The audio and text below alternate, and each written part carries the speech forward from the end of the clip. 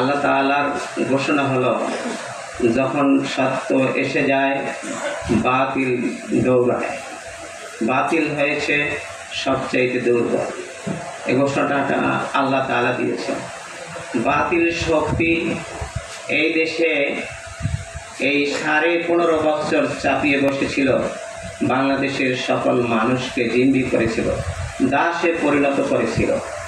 তার থেকে আল্লাহ তাআলা এই জাতিকে ওই ফ্যাসিবাদী সরকারের হাত থেকে নিরস্ত্র নিরপরাধ কচিকাঁচা ছাত্র দিয়ে যে আমাদের সেই বাক স্বাধীনতা, আমাদের সেই যে ওই স্বৈরাচারের যে জুলুম থেকে আমাদেরকে যে ত্রাণ করেছেন, আমাদেরকে বাঁচিয়েছেন যে এই 5ই আগস্ট।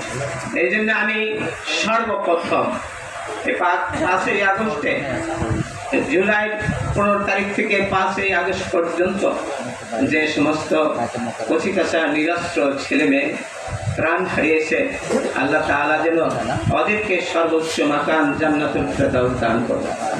আবার যারা এই পঙ্গু হয়েছেন, এখনো হাসপাতালে যে অসহায় অবস্থায় কাতরাচ্ছেন আহত হয়ে, আল্লাহ তাআলা যেন তাদেরকে এই অবস্থা থেকে ফিরিয়ে যে সঠিক কাজ করার জন্য, আরো আগিয়ে যাওয়ার জন্য যেন তাদেরকে সুস্থ করে দেন।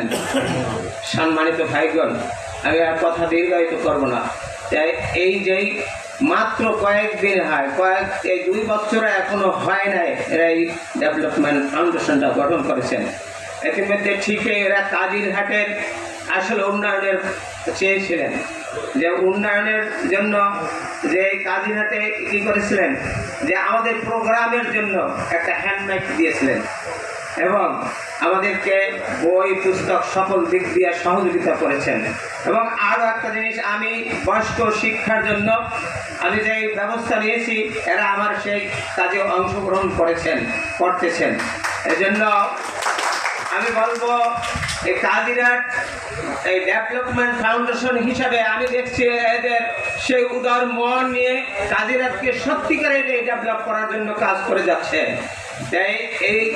এই কাজে যোগদান করার জন্য, এই ডেভেলপমেন্টে যারা এখনো যোগদান করি নাই, আমি আশা রাখি কাজিরহাটকে উন্নয়ন আনার জন্য, উন্নত করার জন্য আপনারা সদস্য হয়ে যাবেন। আর পাশাপাশি যে রাজনৈতিক ময়দানের যে আমরা যে অবস্থায় আছি, কিন্তু আমরা দেখছি যে অবস্থাটা স্বৈরাচার, এখনো কিন্তু স্বৈরাচারের দোসররা এখনো কোথাও যায় না, আছে যেন ওরা আত্মগোপনের মাধ্যমে বিভিন্ন ষড়যন্ত্র করতেছে। ওই ষড়যন্ত্র থেকে বাঁচার জন্য আমাদের শক্তি অর্জন করতে হবে, যে ঐক্যবদ্ধভাবে কাজিরহাটটা যেন কোনো কিছু ওরা অঘটন না ঘটাতে পারে, সেই দিকে আমরা দৃষ্টি আকর্ষণ করব। আমরাও এই সংগঠনকে টিকে রাখার জন্য আমরা চেষ্টা করব, আর তোমরাও কাজিরহাটকে উন্নয়ন করার জন্য চেষ্টা অব্যাহত রাখবে।